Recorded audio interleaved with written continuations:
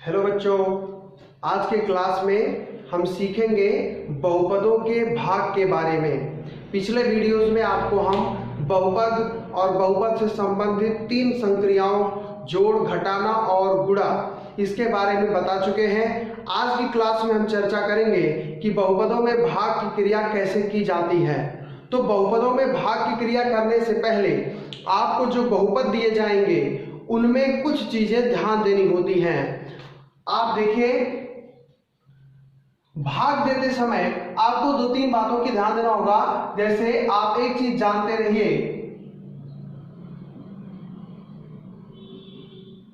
भाग देते समय पहला चीज आप जानिए कि भाज्य मतलब क्या होता है। जिसमें भाग दिया जाए, भाज्य बराबर होता है भाजक गुणे भागफल धन शेषफल।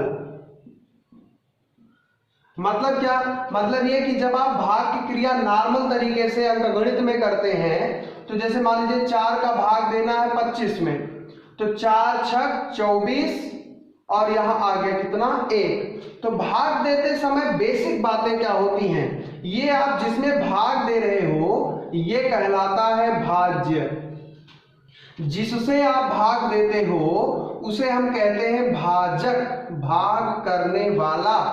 ये जो आपको मिलता है, जितना गुना वो शामिल होता है भाजक, उसे हम कहते हैं भागफल, क्वोशंट। और ये जो 1 है इसे आप कहते हो शेषफल, ये शेषफल होता है। तो अगर हमको सीधे एक सूत्र में इस पूरे कथन को पिरोना हो, एक ही सूत्र में इन्हें दर्शाना हो, तो उसके लिए हम कह सकते हैं भाज्य बराबर होता है भाजक गुणे भागफल धन शेषफल। और हमें यहाँ पे पहचान होनी चाहिए कि कौन भाज्य है, कौन भाजक है, कौन भागफल है और कौन शेषफल है। ये पहला था। कुछ और बातें भी ध्यान देनी होती हैं बहुपद के केस में स्पेशली। क्या वो ध्यान देंगे? भाजक की घात, जो भाजक की घात होती है वो छोटी होनी चाहिए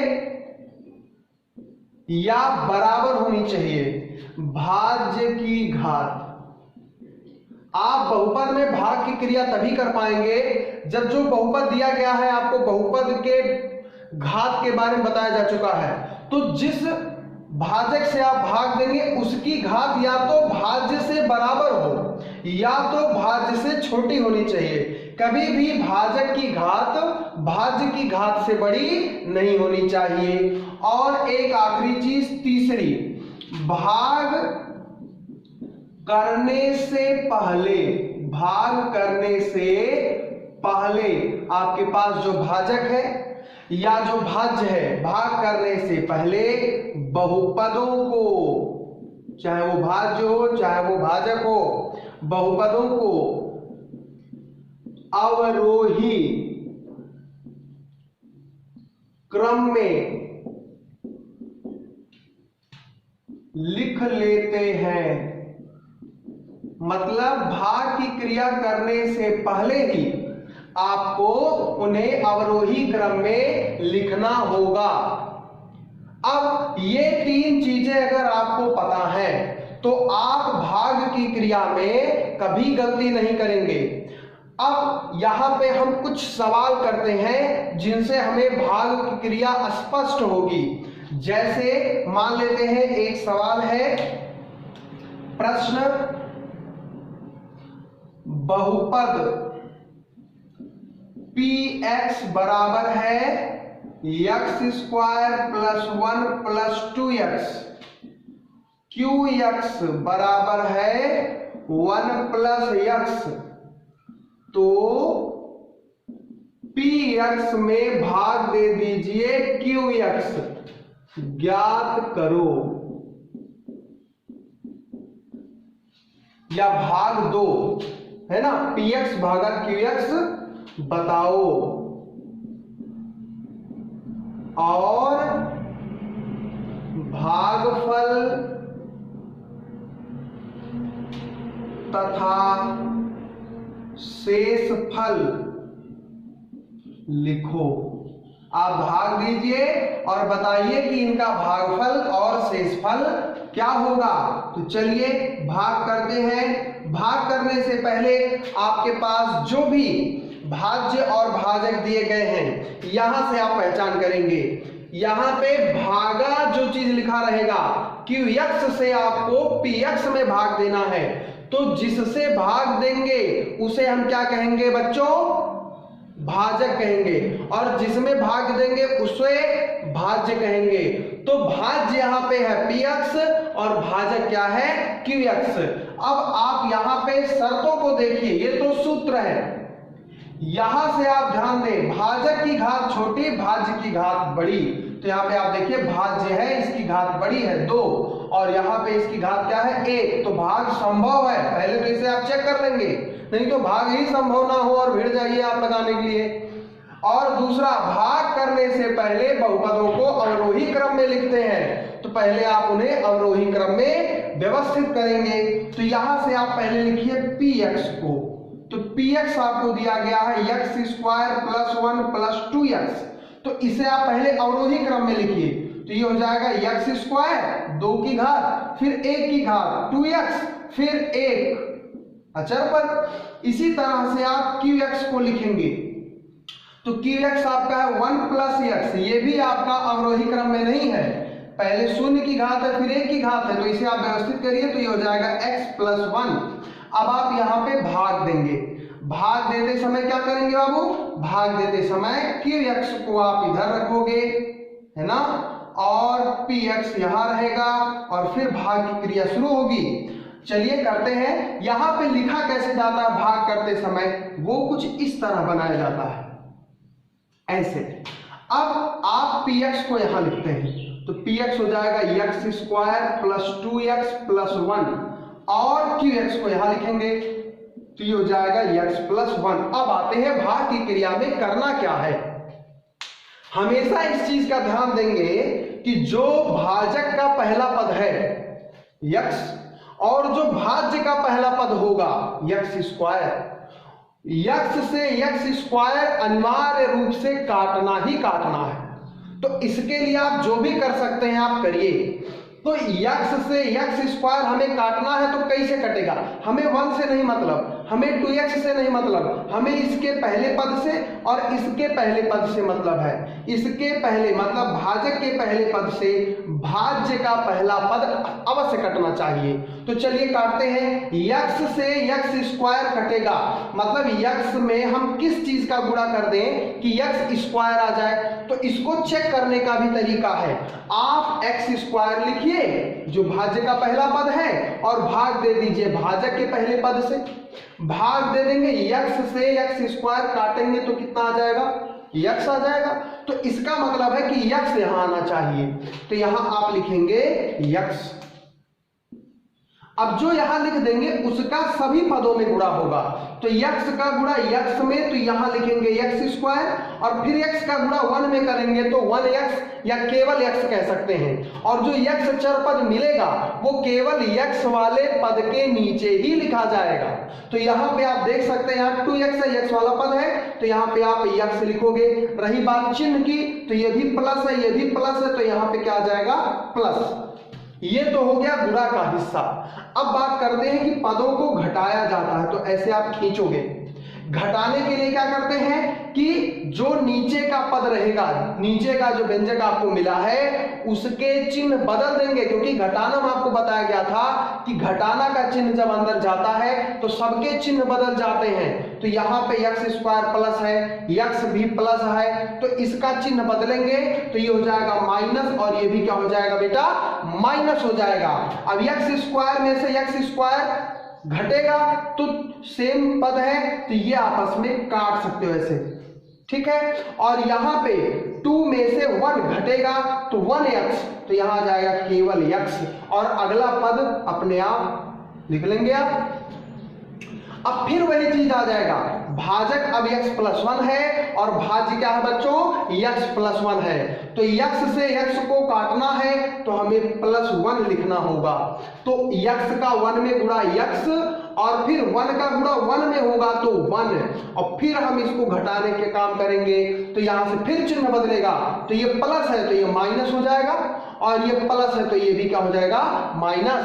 अब x में से x घटा देंगे, 1 में से 1 घटा देंगे, आपका यहाँ पे शेष फल कितना, 0 बचेगा, पूरी तरह से भाग चला गया। तो अब आप यहां से उत्तर लिख सकते हैं, अतः भागफल कितना है बच्चों, x + 1 है, और शेषफल कितना है बच्चों, शेषफल कितना है, 0 है। इस तरह से आप भाग करेंगे। ये बहुत ही आसान प्रश्न था, तो आप आसानी से कर ले गए। अब वीडियो को पॉज करें, ये प्रश्न नोट करिए, उसके बाद एक और प्रश्न देखते हैं। अब ये भाषा नहीं लिखेंगे, अब केवल px qx और भाग करना है, इसी को हम लोग केवल दर्शाएंगे। तो चलिए अगला सवाल देखते हैं। भाग की क्रिया में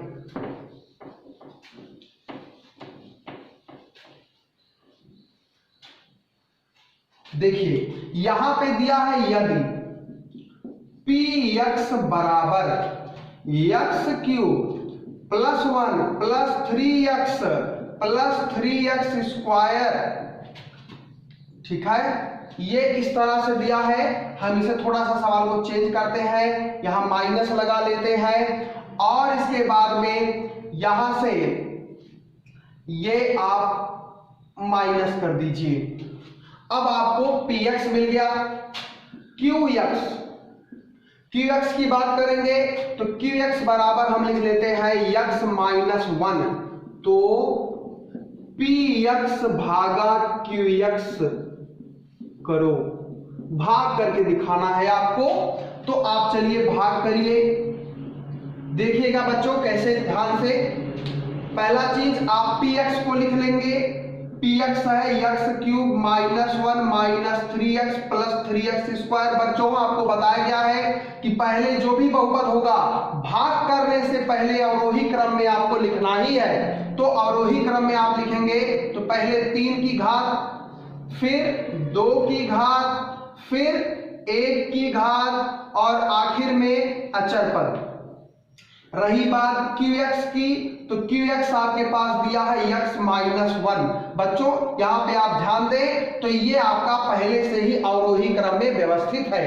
अब हम भाग करने की क्रिया करेंगे, तो इसलिए px में भाग करना है qx से। बच्चों इधर ध्यान देंगे, अब भाग करते हुए पहले आप क्या करेंगे, ऐसे आप इसका स्ट्रक्चर बना लेंगे। स्ट्रक्चर बनाने के बाद यहां पे आप लिखेंगे x³ + 3x स्क्वायर, और फिर बच्चों क्या लिखेंगे, -3x, और फिर क्या लिखेंगे, -1, और भाग हमसे किससे देना है, x - 1 से भाग देना है बच्चों। तो x - 1 से भाग देना है, तो चलिए शुरू करते हैं। पहला हमारा है x से x³ कटना चाहिए, तो x³ में हम x से भाग दे देंगे, कितना आ जाएगा बच्चों, x² आ जाएगा। तो यहां लिखेंगे x²। अब इस x² से x में गुणा करेंगे तो x³ होगा बच्चों, और इसी x² से -1 में गुणा करेंगे तो माइनस, और x² के नीचे ही लिखा जाएगा x²। अब बात आती है चिन्ह बदलने की, तो x³ यहां प्लस है तो क्या हो जाएगा बच्चों, माइनस, और यहां पे माइनस है बच्चों तो क्या हो जाएगा, प्लस। अब ध्यान दें, x³ और x³ प्लस माइनस विपरीत चिन्ह कट जाएंगे। यहां पे देखिए 3 और 1 4x² हो गया, और यहां पे बच्चों हो गया 3x। अब यहां आप 2 पद मिल गया, 2 पद से ही देना है भाग, तो फिर आप देखिए भाग किससे किया जाए, x से 4x² अवश्य काटना है।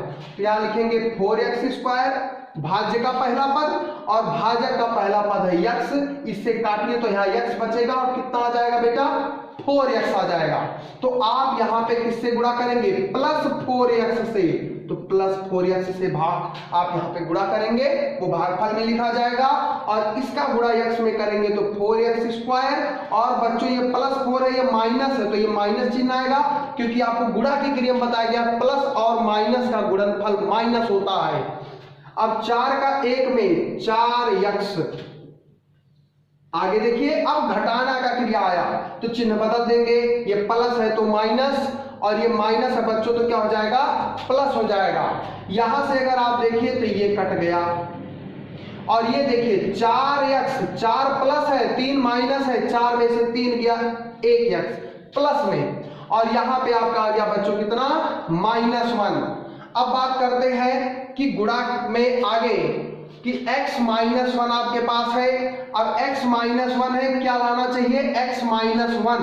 तो बच्चों यहां पे आप देखिए किसका गुणा करें, +1 से, +1 से आप गुणा करिए तो ये हो जाएगा 1 का x में x और 1 का -1 में -1, और इस तरह से आपको मिल जाएगा माइनस और ये मिल जाएगा प्लस, ये भी कट गया ये भी कट गया, और आपको क्या मिल गया बाबू, यहां पे मिल गया शेषफल 0। तो शेषफल आपको यहां पे क्या मिल गया, 0 मिल गया। अब यहां अगर आपको भागफल शेषफल लिखना हो तो आप क्या लिखेंगे, भागफल, भागफल। तो भागफल क्या है इसका, x² + 4x + 1। शेषफल क्या है बच्चों, शेषफल, शेषफल इसका है 0। तो आप यहां से देखें, एक बार चेक कर सकते हैं, इन दोनों का गुणनफल इतना आना चाहिए। अगर आपको चेक करना है उत्तर तो चलिए चेक कर लेते हैं, x -1 का इसमें गुणा कर दीजिए x² + 4x + 1 में। तो चलिए x का गुणा करेंगे x³ x का गुणा करेंगे 4x², x का गुणा करेंगे x -x², माइनस का गुणा करेंगे -4x, माइनस का गुणा करेंगे -1। इसी तरह से आप उत्तर को चेक कर सकते हैं बेटा। तो ये आ जाएगा x³, 4x² में से x² 3x², 4x में से x गया -3x और ये हो गया -1। देखिए आपको मिल गया होगा भाजक गुणे भागफल धन शेषफल से, धन शेषफल कितना है, 0। अब आप इसे जोड़िए, देखिए आपको पद मिला कि नहीं मिला। तो भाग की क्रिया करते समय आप भाग कर दें। अगर आपको कहीं डाउट है तो आप इस सूत्र की मदद से सेटिस्फाई भी कर सकते हैं, और अगर सेटिस्फाई हो गया तो आप कह देंगे कि आपका उत्तर सही है और इसी पे आप आंसर कर देंगे। बच्चों एक प्रश्न और देखते हैं जहां पे टर्म में गैपिंग होगी, मतलब जो घात है वो बीच में गायब हो सकता है। तो चलिए बच्चों अगला सवाल देखते हैं, इसे नोट कर लीजिए और फिर अगला सवाल देखिए।